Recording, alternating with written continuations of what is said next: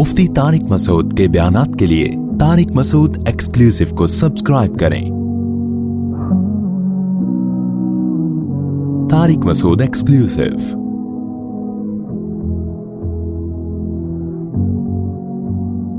देखो, मजहब खुदा की कसम बहुत बड़ी नेमत है।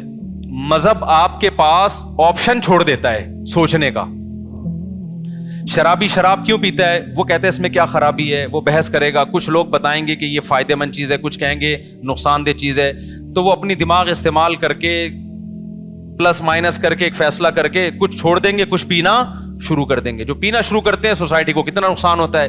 मजहबी आदमी के पास ये ऑप्शन है ही नहीं। उसके पास दो और दो चार की तरह है कि इन्नमल खम्रु वल मैसिरु वल अंसाबु वल अज़लाम, ऐ ईमान वालो शराब और जुआ क्या है, हराम है। बस जब हराम हो गई तो अब हमारे पास ऑप्शन ही नहीं है ना सोचने का कि ये सही है कि गलत है। बस गलत है, जब अल्लाह ने क्या दिया गलत है तो क्या है, गलत है ये। अब देखो, जो लिबरल तबका है उनमें पर्दा खत्म होता जा रहा है। अपनी बीवियों को दूसरे की बीवियों से, दूसरे दोस्तों से मिलाना, दोस्त की बीवी आपकी बीवी से, आपकी बीवी उसके दोस्त से, कजने आपस में मिल रही हैं, इकट्ठे डांस भी कर रहे हैं। वजह क्या है कि वो ये बहस करते हैं कि इसमें गलत क्या है। भाई अगर कजन ने कजन के सामने डांस कर लिया, बहनों की तरह ही है ना हम लोग, कोई हमारी नजरें खराब थोड़ी हैं। उससे आहिस्ता आहिस्ता सोसाइटी किसकी तरफ जा रही है, तबाही की तरफ। ज़िना के वाकयात, घरों से भागने के वाकयात, माँ बाप के साथ बदतमीजी। जिस लड़की में हया निकल गई, अब्बा अम्मा के साथ तमीज से बात अब वो कभी भी नहीं कर सकती। लेकिन मजहबी लोगों के पास अल्लाह की कितनी बड़ी रहमत कि उनके पास ये सोचने का ऑप्शन, बोलो, नहीं। क्यों ऑप्शन? भाई बीवी को आपने दोस्त से पर्दा कराना है, खत्म। ये किसका हुक्म है? हम थोड़ी कह रहे हैं दोस्त की नजरें खराब हैं। हो सकता है उसकी नजर आपसे ज्यादा अच्छी हो, वो ना बुरी नजर से देखे। लेकिन ये ऑप्शन हमारे पास अल्लाह मियां ने क्या कर दिया है, भाई जवान बीवी है तो आपको अपने दोस्त से उससे पर्दा, बोलो, कराना है, खत्म। मेरे सारे घर वाले मेरे भाइयों से पर्दा करते हैं अल्हम्दुलिल्लाह। हमारी भाभी हमसे पर्दा करती हैं। हम सब ज्वाइंट फैमिली में इकट्ठे रहे हैं। हम लोग 4 भाई थे और मेरी वालदा की 6 बहुएं थी। ये भी एक पहेली थी। हालांकि 4 भाई में बहुएं कितनी होती हैं, 4 बहू। उस वक्त 6 बहू। अगर अभी वालदा जिंदा होती तो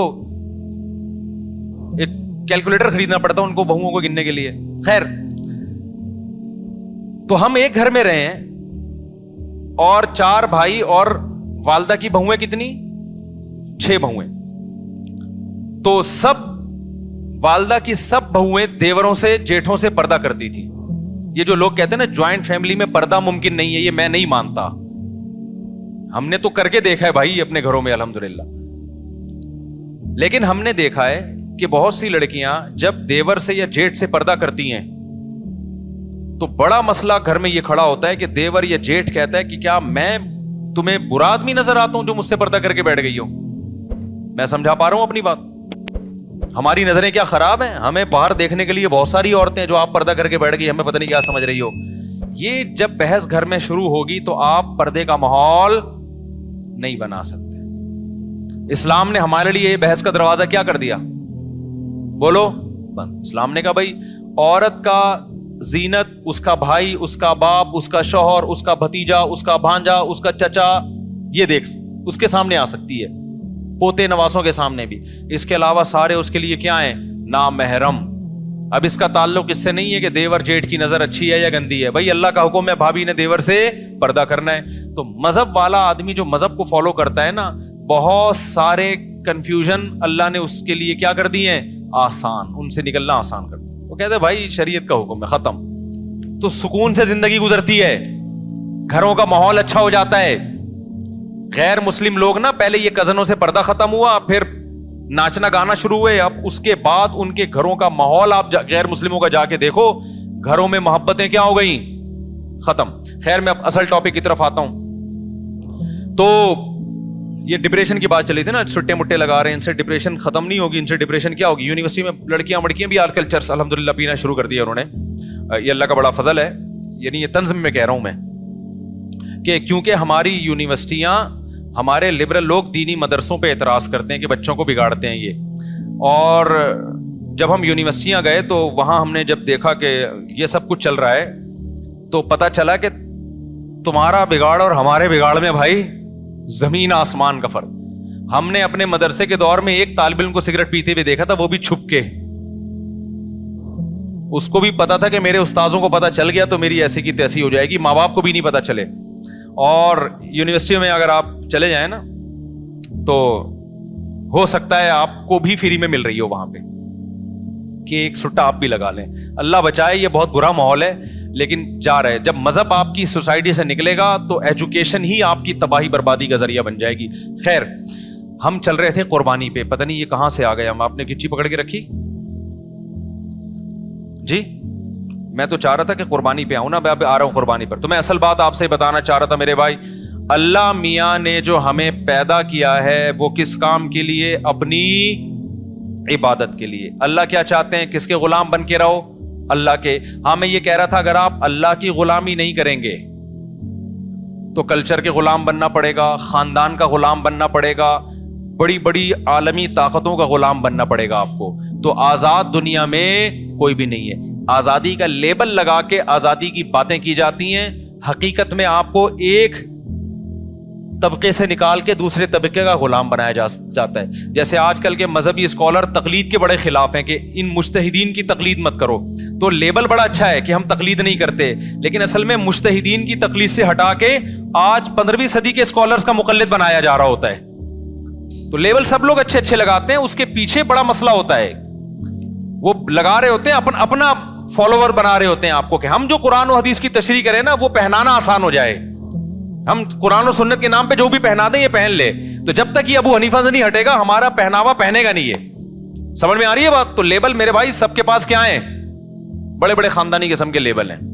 تو پھر دیکھو کچھ بھی پہنا دیتے ہیں قرآن و سنت کے نام پہ, اور لوگوں کے پاس علم نہیں ہوتا تو وہ پہن کے گھوم رہے ہوتے ہیں. الحمد. تو اب جو بات چل رہی تھی وہ یہ چل رہی تھی کہ اللہ میاں چاہتے ہیں کس کے غلام بن کے رہو. وہ میں خاتون کا واقعہ بتا رہا تھا نا کہ خلا لے لیا, کورٹ نے فوراً کھٹاک سے خلا پکڑا دیا, بچے باپ سے محروم. اب جب بچیاں جوان ہوئی ہیں تو اب وہ در بدر کی ٹھوکریں کھا رہی ہیں. زندگی کس کی تباہ ہوئی ہے اس خلا کے نتیجے میں؟ مرد کی نہیں, عورت کی تباہ ہوئی ہے. مرد کی صحت پہ کوئی زیادہ فرق نہیں پڑتا. تو اللہ میاں کا جو قانون ہے نا وہ عورت کے فائدے میں ہے. عورت جذباتی ہوتی ہے, وہ تھوڑے سے غم برداشت نہیں ہوتے, طلاقیں لے لے کے ادھر ادھر جانا. اگر وہ وفا کر لیتی, کچھ مرد کی کڑوی کسیلی برداشت کر لے تو عیاشی کس نے کرنی ہے؟ پھر اس عورت نہیں کرنی ہے. لیکن یہ کہ ہمارے یہاں نہیں سپورٹ کیا جاتا, بس عورت کے حقوق عورت کے حقوق, اس کا جو تباہی ہوتی ہے نظر آ رہی ہے سامنے. تو اللہ میاں کیا چاہتے ہیں میرے بھائی؟ الحمد سے لے کے والناس تک پتہ چلتا ہے کہ کس کے غلام بن کے رہو؟ بولو اللہ کے. اب اسلام چاہتا ہے کہ آپ اللہ کی غلامی کریں, تو اللہ کہتے ہیں غلامی کا زبانی دعویٰ قبول نہیں ہے, پریکٹیکل کر کے دکھاؤ, پریکٹیکلی یہ شو کرو کہ میں کس کا غلام ہوں. بولو اللہ کا. اب اس کے لیے اللہ نے 2 طرح کے حکام دیے ہیں ہمیں. ایک احکام تو وہ ہیں جن کی کوئی لاجک بنتی ہے, جن کو ساری دنیا کہتی ہے ویل ڈن, بہت اچھا کام مسلمان کرتے ہیں. مثال کے طور پر مسلمان زکوٰۃ دیتے ہیں, اس سے غریبوں کو فائدہ ہوتا ہے. ساری دنیا کیا کہتی ہے؟ اسلام کا یہ برا حکم ہے یا اچھا حکم ہے؟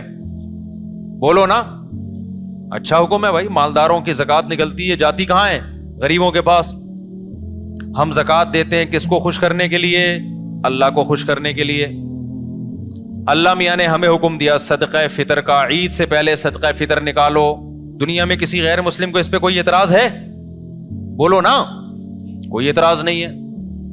دینا پڑے گا ہمیں, غریبوں کو فائدہ ہوتا ہے. ہم اللہ کی غلامی بھی شو کر رہے ہوتے ہیں کہ اللہ کے آرڈر پہ ہم دے رہے ہیں. تبھی تو ہندو تھوڑی دیتے ہیں عید الفطر میں, عیسائی دیتے ہیں عید الفطر میں, مسلمان دیتے ہیں. یہ شو کرنے کے لیے کہ ہم کس کے بندے ہیں؟ اللہ کے. اللہ نے ہمیں حکم دیا کہ عید کی خوشیوں میں غریبوں کو شریک کرنے کے لیے کیا دو؟ صدقہ فطر. اور اللہ نے کہا جس کے جتنے زیادہ بچے ہوں وہ اتنا زیادہ صدقہ فطر دے. حیرت کی بات ہے یار. یا اللہ فیملی پلاننگ والے کہہ رہے ہیں کہ بچہ آنے سے غربت مہنگائی میں اضافہ ہوا ہے, تو جس کے زیادہ بچے ہوں اس پہ تو کم ٹیکس ہونا چاہیے نا. ابے یار کیا کریں, کیسے سمجھائیں بھائی؟ اس کے آنے سے تو مہنگائی بڑھی ہے, باپ کی جیب پہ بوجھ آیا ہے. تو اسلام کہہ رہے جتنے بچے ہوں گے صدقہ فطر اتنا ہی زیادہ ہوگا. کیوں؟ اسلام کہہ رہے سورس آف انکم تمہاری زیادہ ہے کیونکہ تمہارے بچے زیادہ ہیں. یہ صرف پیٹ لے کے نہیں آئے, 2 ہاتھ اور 2 پاؤں لے کے بھی آئے ہیں. یہ سورس آف انکم ہے, یہ وسائل ہیں, یہ اثاثے ہیں, یہ ایسٹس ہیں. فیملی پلاننگ والا یہ تو بتائے گا بچہ پیٹ لے کے آتا ہے, یہ نہیں بتاتا کمانے کے لیے 2 ہاتھ اور 2 ٹانگیں بھی لے کر آتا ہے. اور ایسے 2 ہاتھ اور ایک پیٹ ایک ہوتا ہے, کمانے کی پاور 10 آدمیوں کو کھلانے کی طاقت لے کے آتا ہے. وہ سمجھ میں آ رہی ہے بات؟ تبھی سب سے زیادہ اس محلے میں الحمدللہ صدقہ فطر میرا نکلتا ہے, الحمدللہ. اور صدقہ فطر جرمانہ نہیں ہے, کیونکہ عید کے دن جرمانے نہیں لیے جاتے, عید کے دن شکرانہ ہوتا ہے. تبھی صدقہ فطر کا دوسرا نام کیا ہے؟ شکرانہ. تو اللہ نے کہا جس کی اولاد زیادہ ہے اس پر شکر بھی زیادہ ہے. اس سے پتہ چلتا ہے اسلام میں اولاد کی کثرت یہ نعمت ہے, یہ ٹینشن یا بوجھ نہیں ہے. سمجھتا نہیں ہے نا بات کو؟ خیر آپ کی سپیڈ میں کوئی فرق نہیں پڑنے والا, ہمیں پتا ہے. آپ 2 بچے ہی اچھے لے کے چلیں, پھر بڑھاپے میں ترسو گے آپ, جوانی میں بھی ترسو گے. بچوں سے تو گھر میں رونق ہوتی ہے یار, آنکھوں کی ٹھنڈک ہوتے ہیں. تو خیر توکل نہیں ہے, دنیا کو مسافر خانہ نہیں سمجھتے, بس وہی کیلکولیشن لے کے چلے رہتے ہیں. تو پڑے رہو پھر کالو کا لیٹر لے کے, اتنے پیسے ہو گئے, اتنے بچے ہو گئے, اتنی بیویاں ہو گئی, یہ بچ رہا ہے تو ابے بھائی یہ اس کا تعلق اللہ پہ توکل سے. شادیاں بھی کرتا جا, بچے بھی پیدا کرتا جا, رزق کے دروازے کھلتے چلے جائیں گے, کھلتے چلے جائیں گے. خوش اللہ بھی تو ہے نا, اللہ کو مانو بھی تو, اور خوش رہو یار. غربت بھی ہے تو کیا ہے, بیسک ضرورتیں الحمدللہ پوری ہوتی رہیں گی. بہت زیادہ ہو گیا نا تو ٹماٹر بیچو گے, یہی ہوگا نا. تو کیا ٹماٹر والے جنت میں نہیں آئیں گے؟ کیوں اپنے آپ کو یہ اتنا فن خان بنا لیا ہے کہ جی میں سفید کالر اور کالر اونچے کر کے میں کیوں ٹماٹر؟ بھائی ٹماٹر والے بھی تو ہوتے ہیں. اللہ اس کی تو اللہ تعالیٰ بچائے گا انشاءاللہ, اللہ مدد کرتا ہے. لیکن ایک مثال دے رہا ہوں میں. تو خیر اللہ میاں کیا چاہتے ہیں؟ اللہ کے غلام بن کے رہو, تو اس غلامی کو ثابت کرو اپنے عمل کے ذریعے. تو عمل 2 طرح کا اللہ نے دیا. ایک عمل وہ جس پر سب کی طرف سے بلے بلے ہوگی, سب کہیں گے ویل ڈن. زکوٰۃ دینا, صدقہ فطر دینا, رشتہ داری جوڑنے کے لیے ان پہ خرچ کرنا, یہ سارے کام وہ ہیں جس پر غیر مسلم بھی خوش ہوتا ہے, مسلم بھی. اللہ میاں نے کہا کچھ کام ایسے آرڈر کروں گا جس پہ غیر مسلم کو اعتراض ہوگا اور تمہاری بھی عقل کہے گی یہ میری سمجھ میں کام نہیں آ رہا.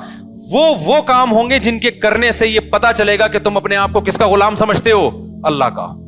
کیونکہ غلام کے پاس نو کا آپشن بھی نہیں ہوتا, اور غلام کو اس کی بھی اجازت نہیں ہوتی کہ وہ آپ کے آرڈر کی لاجک آپ سے پوچھنا شروع کر دے. دیکھو فوج میں بڑی اطاعت ہوتی ہے نا آفیسر کی. میدان جنگ میں آفیسر نے فوجی سے کہا وہاں جا کے لڑو, وہ کہہ رہا سر وجہ کیا ہے اس کی, کائنڈلی آپ مجھے وجہ بتائیں گے, میں ادھر کیوں جاؤں, میں ادھر جاؤں گا. چلے گا 2 دن, وہ کورٹ مارشل ہو جائے گا. اللہ میاں کہتے ہیں تم کس کے غلام ہو؟ میرے غلام. جب میں آرڈر دوں گا نا تو تمہارے پاس کیوں کا آپشن نہیں ہے. شیطان میں آدم میں یہی تو فرق ہے. اللہ میاں نے فرشتوں کو حکم دیا آدم کو سجدہ کرو, فرشتوں نے کہا کہ کیوں؟ ہم نور سے بنے ہوئے, یہ مٹی سے ہمارے سامنے. دیکھو آفس میں کوئی نیا امپلائی آ جائے نا, اس کی تنخواہ پرانوں سے زیادہ ہو, پرانے والے کہیں گے یہ نیا نیا آیا ہے اور اس کو ڈبل تنخواہ دے رہی, ہم 20 سال سے جھک مار رہے ہیں یہاں پہ. اعتراض ہوتا ہے کہ نہیں ہوتا؟ وہاں اعتراض بنتا ہے, کیا کریں, کیونکہ آپ باس کے غلام نہیں ہیں, ٹھیک ہے نا. تو یہی اعتراض فرشتے بھی کر سکتے تھے, اے اللہ ہم ہزاروں سال سے تیری عبادت کر رہے ہیں, ہمیں تو نے نور سے بنایا, لائٹ سے بنایا, اور یہ ہمارے سامنے ایک سڑے ہوئے گارے سے, بدبودار گاڑے سے, گارا جو مٹی کا ہوتا ہے جس میں سڑان پیدا ہو گئی تھی, اس سے تو نے ہمارے سامنے اس کو بنایا, اب تو ہمیں حکم دے رہا ہے کہ اس کو ہم سجدہ کریں. تو یہ بات ہماری سمجھ میں نہیں آتی. لیکن فرشتوں نے ایسا اعتراض بولو نہیں کیا. کیوں؟ فرشتے کہتے تھے, مانتے تھے کہ ہمیں بنایا اللہ نے ہے, اس کی مرضی بھائی, جو آرڈر ہمیں دے گا ہم اس کو بجا لائیں گے, چاہے ہماری کھوپڑی میں آئے یا نہ آئے. شیطان نے کیا کہا؟ شیطان نے کہا کہ بھائی وہ ہمارے ایک استاذ ہیں, میں نے ان سے شیطان پہ مجھے مذاق یاد آیا, وہ میں ہمارے ایک استاذ آج کل طبیعت خراب ہے تو ان کی جگہ بخاری میں پڑھا رہا ہوں نا, تو بخاری میں ایک باب آیا صفت ابلیس, ابلیس کے اوصاف. تو شیطان نے کیا کہا بھائی؟ شیطان نے کہا خلقتنی من نار وخلقتہ من طین, مجھے آگ سے بنایا, میں پرانا ہوں, یہ بھی نیا نیا میرے سامنے آیا, یہ مجھے سجدہ کرے نا, میں کیوں اس کو سجدہ کروں؟ اب ہونا یہ چاہیے تھا اللہ میاں بیٹھ کے شیطان کو سمجھاتے کہ نہیں, اصل میں بات یہ ہے کہ اگرچہ یہ بعد میں پیدا ہوا ہے یا یہ مٹی سے بنایا ہے, لیکن اصل میں اس کا جو میں نے دماغ دیا ہے, اس میں جو علم کی صلاحیت دی ہے وہ تم سے زیادہ. لیکن اللہ میاں نے شیطان کے سامنے ایسی کوئی لاجک پیش, یار آپ لوگ جملہ مکمل کر لیا کریں, نہیں کی ہے. اس کو سمجھایا نہیں بٹھا کے کہ ایکچولی یہ بات تو تمہاری فی نفسی درست لگتی ہے مجھے, لیکن ایک دوسرے پہلو سے غور کرو. کیوں؟ وہ اللہ ہے. وہ کون ہے؟ وہ خدا ہے. وہ پھر خدا کس بات کا بھائی اگر وہ بیٹھ کے سمجھانا شروع کر دے. اس لیے میں خواتین سے کہتا ہوں گھر میں شوہر کی اطاعت کرو. بعض دفعہ شوہر ایسی بات کہہ رہا ہوتا ہے جو آپ کی سمجھ میں نہیں آ رہی, پھر بھی مان لو, کیونکہ سربراہ کون ہے؟ سربراہ کی ڈیفینیشن یہ ہوتی ہے کہ حرف آخر اس کا فیصلہ ہوگا. اگر ہر بات وہ گھنٹوں بٹھا کے سمجھائے گا تو وہ سربراہ نہیں ہے, وہ خانسامہ ہے, وہ مکھنچو ہے. اس کو آپ کچھ بھی نام دے سکتے ہو. سربراہ کا مطلب پاور ہے اس کے پاس, ڈیسیژن پاور ہے اس کے پاس. ہاں, خلاف شرع کام کا حکم نہ دے رہا ہو, کوئی ظلم نہ کر رہا ہو. نارملی اگر وہ کوئی بات کا آرڈر کرے گا تو گھر کے افراد پر اس کا حکم ماننا لازم ہوگا شریعت کی روح میں, تاکہ سربراہ تو, اب تو گھر میں سربراہ ہی کوئی نہیں ہے تو گھر پھر تباہ ہوتے ہیں اس طریقے سے. تو اللہ میاں نے شیطان کو سمجھایا نہیں کہ دیکھو یوں ہے. اللہ میاں نے کہا کہ فخرج منہا فإنک رجیم, تو مردود ہے, آج سے دفع ہو جائے یہاں سے. سمجھ میں آ رہی ہے بات کہ نہیں آ رہی؟ شیطان کو پھر بھی عقل نہیں آئی کہ اللہ غصے میں ہے, میں سوری کر لوں. شیطان نے کہا ایک تو میں بات ٹھیک کر رہا ہوں, ٹھیک ہے نا, اوپر سے بجائے اس کے کہ مجھے سمجھایا جائے, یہ میرے اشکال کو دور کیا جائے, الٹا مجھے دھتکارا جا رہا ہے. اب اللہ کو تو کچھ نہیں بگاڑ سکتا تھا نا. شیطان نے کہا یہ سب کس کی وجہ سے ہو رہا ہے؟ یہ جو نیا امپلائی آیا ہے نا, جس کی وجہ سے میری تنخواہ اس کو ڈبل دی جا رہی ہے, اب باس کا کچھ نہیں بگاڑ سکتے تو اس کی جڑیں کاٹنا. لوگ دفتروں میں بھی تو یہی ہو رہا ہوتا ہے. تو شیطان نے کہا اب خدا کے ساتھ تو کچھ نہیں کر سکتا, میں اس آدم کو نہیں چھوڑوں گا. میں اب تک اکڑا ہوا ہے شیطان. تو اللہ میاں نے اس میں ایک سبق دے دیا کہ میرے کچھ احکام ایسے ہوں گے جن کی لاجک تمہاری سمجھ میں بولو نہیں آئے گی. تو جو میرے بندے ہوں گے, مجھے مانیں گے, وہ لاجک جانے بغیر میرے حکم پر عمل کریں گے.